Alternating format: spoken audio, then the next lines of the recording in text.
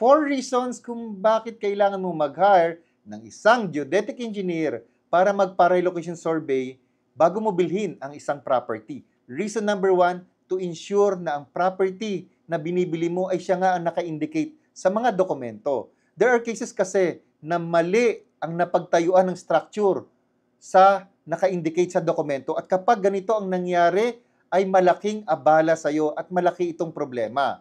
Reason number 2, para ma-ensure mo na tama ang sukat ng property na binibili mo. Kapag bumibili kasi tayo ng property, ang presyo nito is per square meter, ibig sabihin, bawat sukat nito ay may katumbas na halaga. At kapag mas maliit ang property na nakuha mo, base sa napagkasunduan, ay siguradong lugi ka dito. Number 3, para ma-ensure mo na tama ang boundaries ng property mo based on the technical description. There are cases kasi na nagkakaroon ng overlapping sa mga boundaries.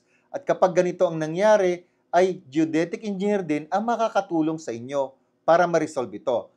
At number 4, para ma-ensure mo na meron kang right of way or access sa property na binibili mo. Para ma-ensure mo din na walang nakaharang sa frontage nito. Marami na kami nasaksihan ng mga properties na malaki ang problema dahil hindi sila nagpa-relocation survey bago nila binili ang property na ito. Para maiwasan ang ganitong problema, make sure to hire a licensed geodetic engineer. Meron ka bang natutunan sa video na ito? For more educational videos about real estate, please follow us or pwede mo ring i-comment ang inyong mga tanong at susubukan po nating sagutin ang mga ito. See you po sa next na video.